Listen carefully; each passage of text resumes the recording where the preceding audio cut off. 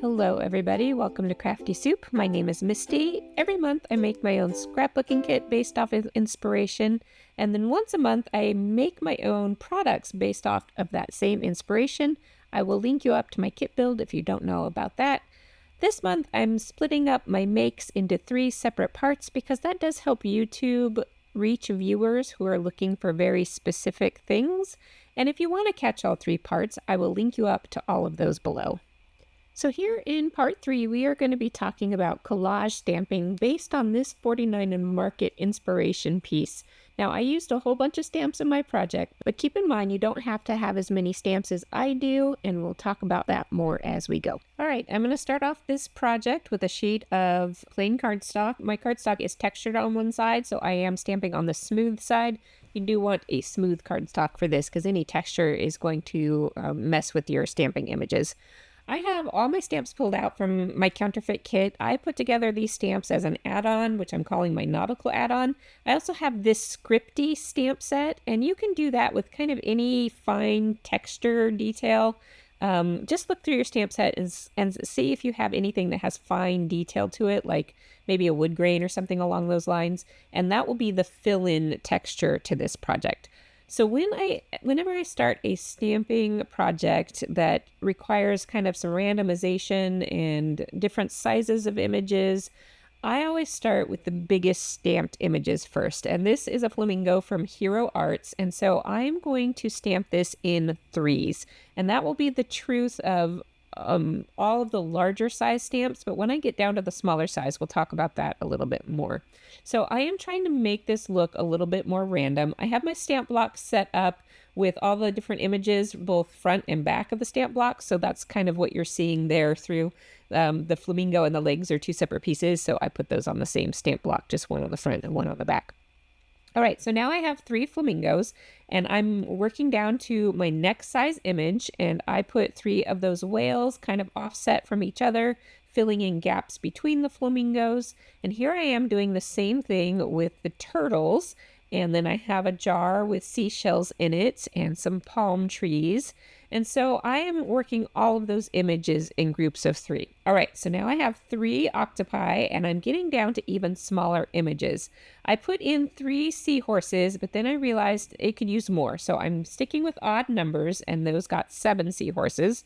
I'm filling in with the next smallest size, which is the sea star, and that is going to get 7 or 9, I can't remember. So I just bump up to the next odd number, the smaller my stamps get. Now when we get down to this teeniest, tiniest of stamp, I use that as a filler for anything that looks awkward. Now this left side was starting to look awkward because a lot of those images were ending up on a straight line down the side of the page, and I didn't rotate things enough over there. But I think that will get hidden as we work on the rest of the project, and that turns out to be the case. So I wasn't worrying about it too much at this point. And you can always trim papers down to create a layout with a border anyway, so don't worry about it too much. Okay, so the next part I'm going to do is this text stamping. As you can see, there are some larger words and the smaller words. So this same set had some like happy birthday phrases and stuff. So I'm cutting these apart to just keep the larger word that I want, like happy. And I'm going to mix those in with my smaller script stamps.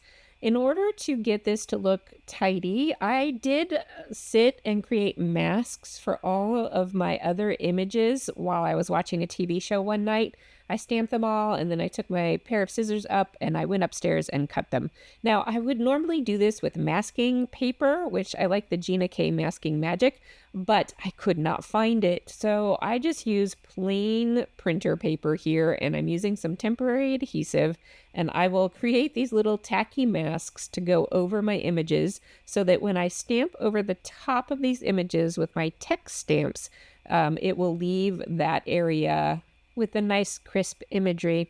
And I'm only showing this for those of you who have never done masked stamping before so that you can get the idea of this and not feel overwhelmed by any of this. Now these masks are reusable. These ones are not as sturdy as the masking paper, but here I'm showing you that I can reposition that mask over the next image, and it does not have to be perfectly flat and glued down because when you press your next layer of stamping over it, it will flatten that mask out. So don't worry about perfection, just get things on there.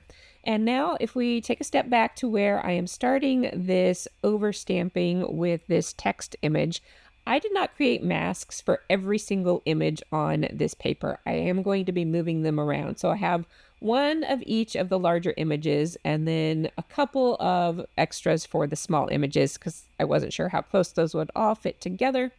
And here you can see I've started the first layer of that text stamping, and I will move those masks to other layers as I work around. When I am stamping my text, I am going to be rotating my stamp in different directions. And this is really going to give it kind of a newspapery or magazine collage look to it. If you've ever done collages, this is a fun look to go with. So I'm trying to mimic that paper as much as possible with this collage style. And whenever I am putting the text stamp down, I am just moving it to where it's convenient to place it. And so there might be awkward gaps. And I'm going to fill those awkward gaps in with those larger words or possibly some more of the smaller imagery that I have going on already in the background. So I will just do my best to try and keep things working well. Here you can see me removing the excess adhesive from that temporary adhesive. This is another time where using an actual masking paper is better. And you do want to remove that adhesive as you go because if you're stamping over that, it can get gummy on your stamp and then interfere with the crisp clarity of your other stamping. All right, so I just kind of chugged along and did all of that stamping, like I said, rotating and filling in as I went. And then the very last step of this is to add just a hint of color. The original had just a few spatters of color in the background, so I will go ahead and do that.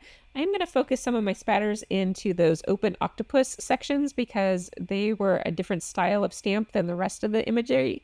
So I kind of wanted to fill in the blank a little bit more there. But I am so pleased with how this turned out, and I want to try this technique with so many more images. Imagine just doing all balloons for a birthday card with text in the background, or even various shapes like circles and hexagons. I think this idea is going so many places in my brain.